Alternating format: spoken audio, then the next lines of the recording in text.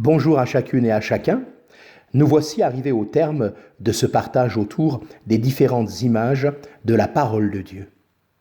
Ce matin, nous lirons dans Jacques au chapitre 1er les versets 22 à 25. Mettez en pratique la parole et ne vous bornez pas à l'écouter en vous trompant vous-même par de faux raisonnements.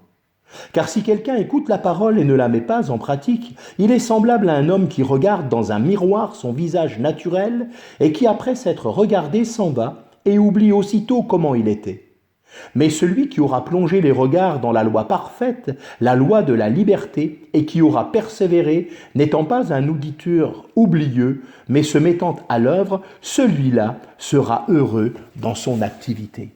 La parole de Dieu ici est comparée à un miroir.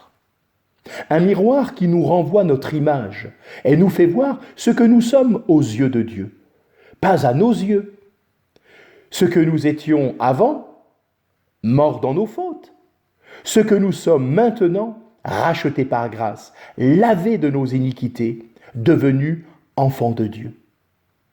La parole de Dieu qui nous permet aussi de découvrir ce que nous serons demain si nous marchons jusqu'au bout, éternellement, dans sa présence, réunis avec lui, et ce, pour toujours.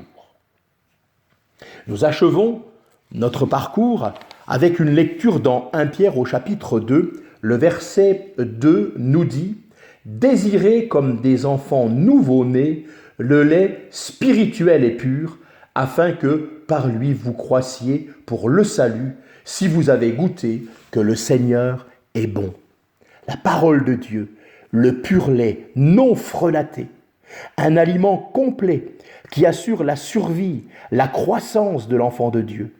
La parole de Dieu, cette nourriture pour l'âme. Matthieu 4 au verset 4 nous dit « L'homme ne vivra pas de pain seulement, mais de toute parole qui sort de la bouche de Dieu. » J'aimerais conclure avec cet autre verset que nous trouvons dans le livre de Jérémie au chapitre 15 et au verset 16e. Voilà ce qui nous est dit. « J'ai recueilli tes paroles, je les ai dévorées. Tes paroles ont fait la joie et l'allégresse de mon cœur, car ton nom est invoqué sur moi, Éternel, Dieu des armées. » Une question.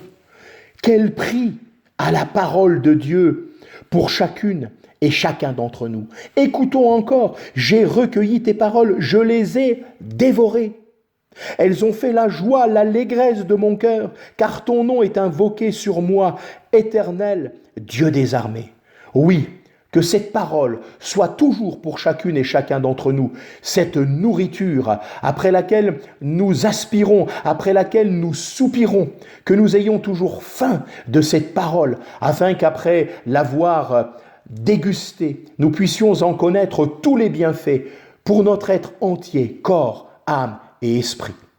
Que Dieu soit béni pour la richesse de cette parole qui, permettez-moi, est à consommer sans modération.